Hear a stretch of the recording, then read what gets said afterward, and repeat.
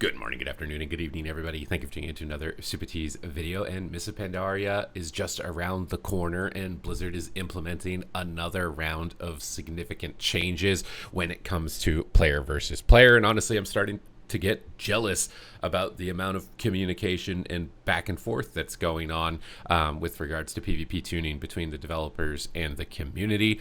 Although it does seem to be a bit of a one-sided exchange between creator Minpoike as well as the developers. Some other creators are starting to chime in as well, because it does feel like these changes are a bit biased, and that's why I wanted to review the changes in this video and how it could possibly affect you and a playstyle you might be going for, specialization or composition you might be going for, and to make sure that you're keeping your eyes on that, because it could definitely affect balance to a significant margin. And as always, if you want to make sure that you're staying up to date with news related to World of Warcraft, then make sure to smash that subscribe button so you are never missing out.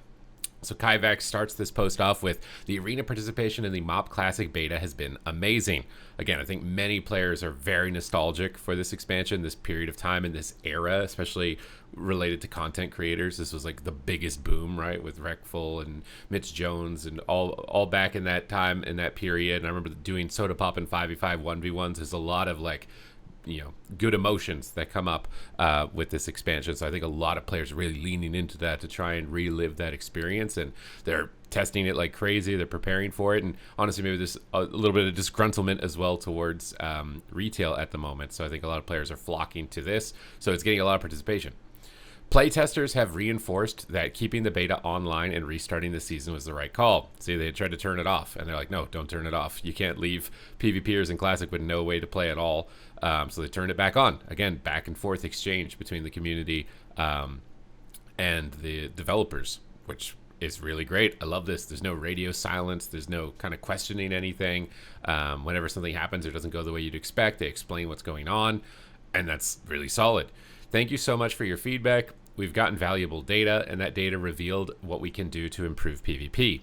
Here are the changes that are now live in the beta. So the item level of Season 12 Elite PvP weapons is being lowered from 490 to 483. This is going to lower burst damage. So usually what happens is like a big power spike, especially for melee DPS like warriors in these older expansions. Once they got their tier 2 weapon, that was a week where they just got to absolutely slaughter in PvP. That might not be as prevalent with the lowering of this item level. They're also increasing the item level of the non-elite weapons, so you might see a little bit of that power spike sooner than later. Pretty much, it's been raised to 483 from 470, which means these are the same, which means that it's just a cosmetic upgrade, which is an adjustment that they made in later seasons. So yeah, there's no elite PvP weapon week where melee just go crazy, which is very significant. Battle fatigue's healing and shielding reduction has been raised to 40% from 30%. So there's been a big problem on a lot of the MOP arena PvP testing that a lot of games are dragging on for very long periods of time. And a lot of players are very concerned with compositions like Warlock, Elemental Shaman, Warrior, Elemental Shaman, these types of dampeners, right? That's what they're called in the PvP community, that try and just play to live, run around circles, and survive forever. That there is a big bias towards them because of how difficult it is to cut through the amount of healing that is in Mists of Pandaria, which is, I think it's funny because I do remember Mists of Pandaria very fondly, but it does have some problems as well, and that was one of them, was basically that everybody's a healer. DPS heal a lot more than any other expansion, and honestly, Mists of Pandaria is actually very similar to retail in a lot of regards, except for the fact that there's like, you can do a minute straight of crowd control on somebody. That's the distinct difference between them. But the self-healing is a very big issue, and it's something that they've been actively tuning around. But it does seem like developers are starting to listen more to players who play compositions that want to dampen. And those compositions were already dominant in this expansion. So catering to those specializations and classes means that those comps will likely really end up on top. So if you're really trying to plan ahead for this, like those Elemental Shaman, those Arms Warrior kind of dampen and survive based compositions, they're likely going to be really good. And so that is really important to note, but let's continue on with the update. When players got their hands on the item level 490 elite PvP weapons, many games sped up considerably, and that again would be to be expected, but the data revealed some concerns. The amount of damage that 20 item levels provides is enough to make it feel like an overwhelming advantage. And unlike the beta, not everyone will have the weapon. This difference between the weapons was only present in MOP for the very first season. In seasons 13, 14, and 15, the elite PvP weapon is a transmog appearance that adds no power compared to the base conquest weapon. And do note, back in the original Mists of Pandaria, this is when Holinka was brought on board and was trying to like make a lot of very PvP specific changes. He was the one that introduced PvP power as a stat, and likely this was a choice by him to adapt or adopt this change on the next season after realizing the feedback that this is likely gatekeeping a lot of players from being able to try and play competitively, because you had to get a certain rating cutoff in order to get this really powerful weapon. Otherwise, you just absolutely got to dominate and crush. So they're just applying that kind of retroactively. What do you think about that? You know, do you think it's good that they're altering the original version of the game to this degree? Because I think, in my experience so far with the classic expansions, is that if they don't make any changes at all, the game is solved and things are expected, they get boring, and then people move on. So making some changes to make it more accessible to competitive play, to try and encourage new players or returning players to stay a little longer, seems like a good idea. Trying to change the balance pacing, so hopefully we don't end up in some type of dampening nightmare hell where games last 30 minutes and everyone is bored out of their minds, I think is another important component to consider. But I know there's a lot of purists who would say the opposite, that they should just absolutely not touch it, leave it as it is, and do nothing.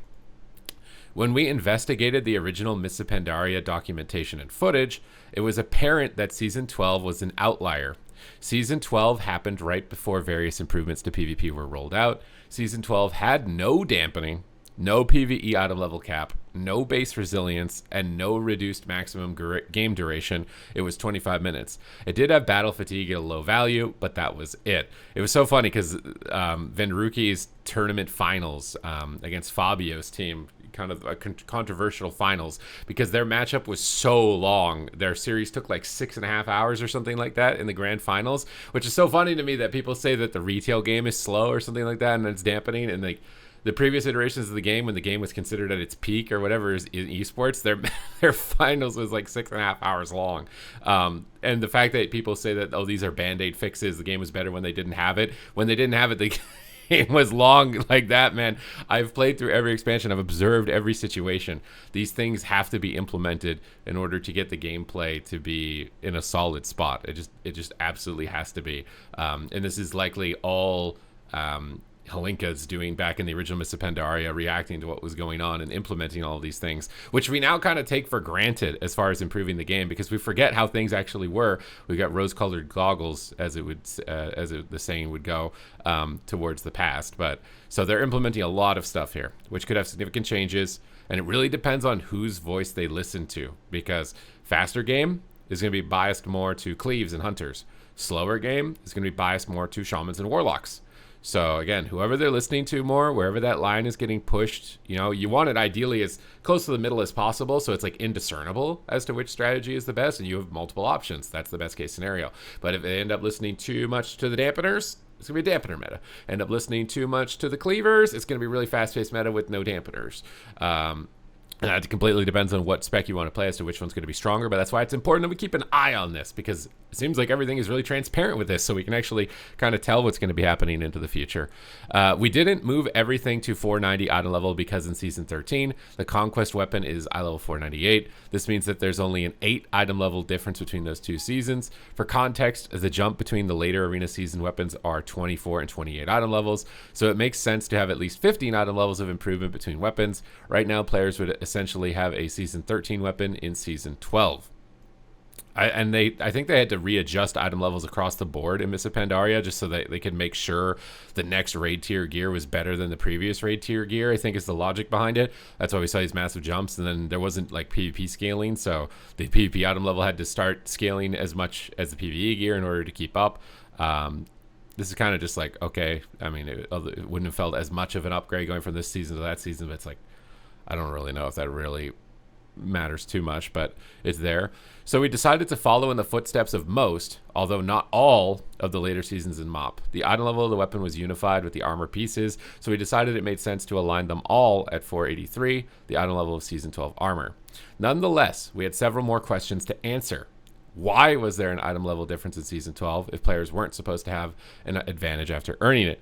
It's because in previous the entire game you used to have to get a certain rating to even get a piece of gear for Kong. You used to have full honor gear, and then it was like you had to get like 1600 for bracers and 1700 for belt, and then 2K for shoulders. And some of this is not exactly as it was in my head, but that used to be the progress. It used to be if you're not high rated, you don't get the best stuff. That used to be the logic for the game. Back in that period of time, a lot of players that could get to the top of the ladder really liked that, gave them an advantage. They could stomp people, stomp noobs in battlegrounds. They had a really good time with that system.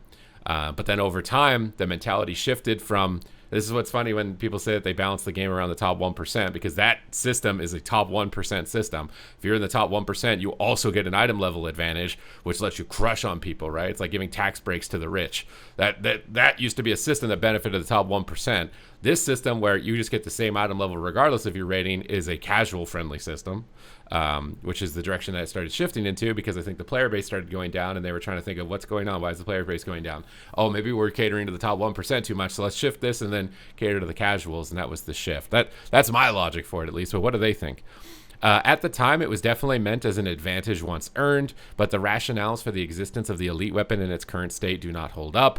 With the arena changes that came along in later seasons in the expansion, the Season 12 item level difference was there, because in original Mists of Pandaria, the item level cap for PvE items in arena did not exist until Season 13. In order to remain relevant, the Season 12 elite weapon had to compete with heroic raid weapons, which can reach item level 509. Because there's already an item level cap for PvE items in arena, there is no longer an issue, so an advantage for the elite weapon is unneeded, as it is no longer going to compete with PvE items. And that was the other thing that I talked about up here earlier, was that you needed to compete with PvE items, which I think is fair. But why increase battle fatigue at the same time? Players are losing damage by having a lower item level weapon, so we want to bring down healing by even more. We felt this shouldn't be a healing reduction you can opt in or out of, like dampening. We will monitor this level of battle fatigue and see if it feels right. It's so interesting that they have like a blanket tuning knob that just takes all healing down, and then a ramping tuning knob that ramps up the intensity, right? At the end of the day, it's just that there's too much healing in the game. Why is there too much healing in the game? Because they balanced the classes around questing, and they didn't want you to have to sit down and eat between pulls. That's exactly why. That's why every DPS spec heals. It's so that you can just pull a mob on your quest, go mob to mob to mob to mob, without ever having to sit down and have any down periods. That was the adjustment that they made for the game. So if they want that in the game, you need to have this. It's not a band-aid. You need to have this effect. If the classes are going to be designed with questing in mind, in order to make it so they don't have to sit down and eat, then they need a lot of healing. If that healing exists in PvP, it's going to cause problems. Obviously, PvP would be better if that healing wasn't there in the first place, which is what these systems do, is they remove the healing that shouldn't be there in the first place in PvP, which is why they're not band-aids, they're necessary. They're a necessity, and they've been a necessity for a while. So saying that it's a band-aid fix, and it's like, bro, the game has multiple aspects of content in it that they need to consider designing around. You have to specifically tailor to each avenue, and this is how you do it for PvP. It's not a band-aid. Faster games are better. Why not just use higher item level weapons?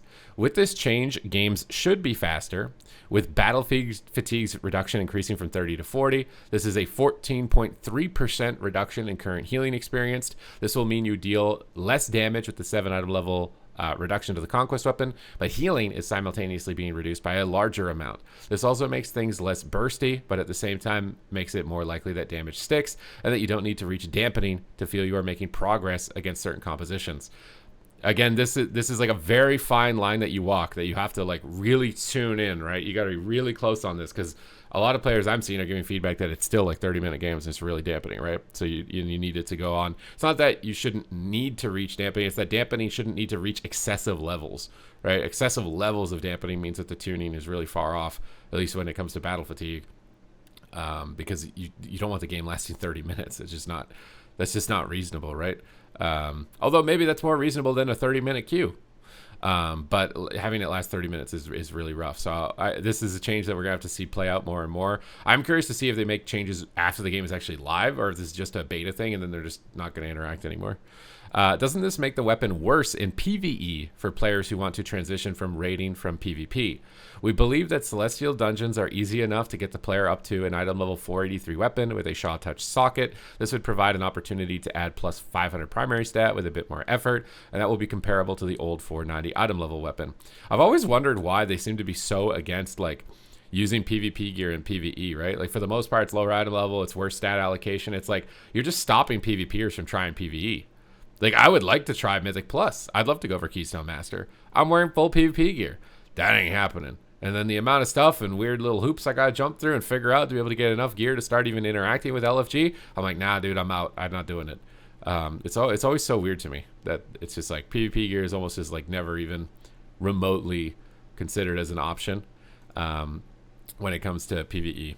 We make further adjustments before the start of the season, but once the season begins, our intent is to lock in all aspects of Arena. Oh, okay, well, they just answered the questions I just had a second ago. They're going to lock this in. Oh, God. Base resilience, battle fatigue, etc. And we don't plan to make further adjustments, which could potentially disrupt the field of play after the season has started.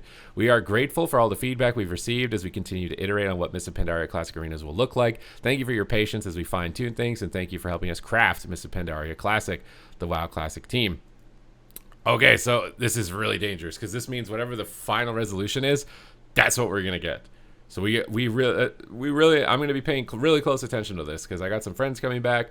We're gonna be running the composition that I played back in the original expansion, and obviously like this type of tuning, these types of adjustments, they matter a lot for that. They matter a lot for that. So make sure to hit the subscribe button so you don't miss out on future news. Hope you guys enjoyed the discussion. Let me know what you guys think in the comments down below. Are they totally off base, touching this? They're defiling Mists of Pandaria's legacy, or was it actually tainted all along and it needs to be purified a little bit for a truly great experience?